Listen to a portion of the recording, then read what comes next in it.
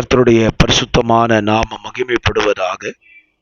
ஆசீர்வாதமான ஒரு நல்ல கால வேளையிலேயும் அனுதினம் மன்னா என்கிற வேத தியானத்தினால் உங்களை சந்திப்பதில் மிகுந்த சந்தோஷம். கிருபையாய் கர்த்தர் கொடுத்த நல்ல நாளுக்காக கர்த்தரை துதிப்போம். இந்த நாள் மே மாதம் 2ஆம் தேதி வெள்ளிக்கிழமை கால வேளை. இந்த கால வேளையிலேயும் எண்ணாகமம் 17ஆம் அதிகாரம் 8ஆம் வசனத்தை வாசிக்கிறேன்.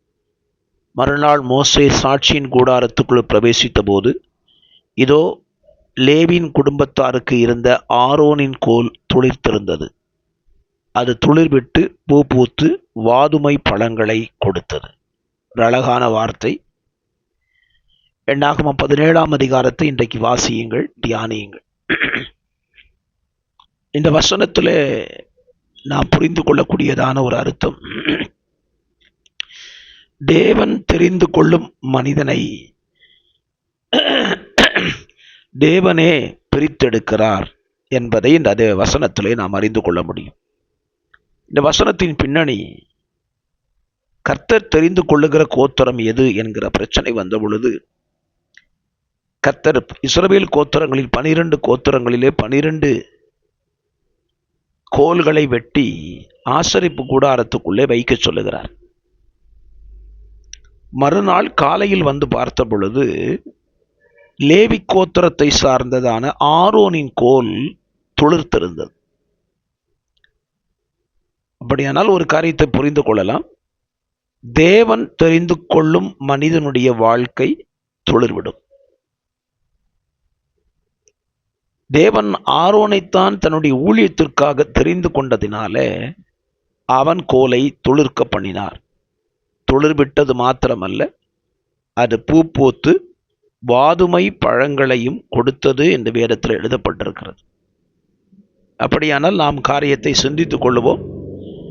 தேவன் நம்மை தெரிந்தெடுத்திருப்பார். அப்படி இருக்கும் பொழுது நிச்சயமாக நம்முடைய வாழ்க்கை துளிர்விடத்தான் செய்யும்.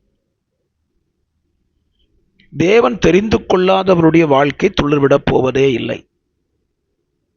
அப்படியானால் நாம் என்ன செய்ய வேண்டும்? தேவனால் நாம் தெரிந்து கொள்ளப்பட வேண்டும். தேவன் தெரிந்து கொள்ளுகிற நபர்களை தேவன் தம்முடைய சமூகத்தில் வைத்து அவர்களை துளிர்க்க பண்ணுகிறார். இந்த காலவெளியிலேயும் உங்க வாழ்க்கையை கர்த்தர் துளிர்க்க பண்ண விரும்புகிறார்.